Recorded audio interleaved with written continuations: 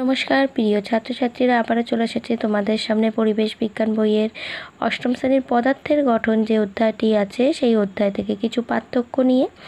পার্থক্যগুলো তোমাদের জন্য খুবই ইম্পর্টেন্ট, সেগুলো তোমরা পড়লেই বুঝতে পারবে। তো প্রথম পার্থক্য দেখো ভর সংখ্যা ও পরমাণু ক্রমাঙ্কের পার্থক্য। ঠিক আছে, এই যে দেখতে পাচ্ছ ভর সংখ্যা ও পারমাণবিক ক্রমাঙ্কের পার্থক্য। তারপরেই আছে আইসোটোপ ও আইসোবারের পার্থক্য। ঠিক আছে, 3 নম্বরে আছে পরমাণু ও আয়নের পার্থক্য। 4 নম্বরে দেখতে পাচ্ছ ক্যাটায়ন ও অ্যানায়নের পার্থক্য। এই 4টে পার্থক্য আজকে তোমাদের সামনে তুলে ধরলাম।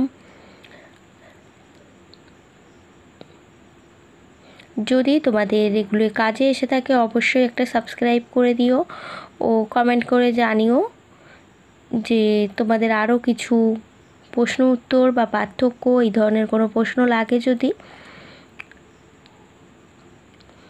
তো আজকের জন্য ভিডিও এখানেই শেষ করছি, চলে আসবো পরের দিন আরও একটি ভিডিও নিয়ে।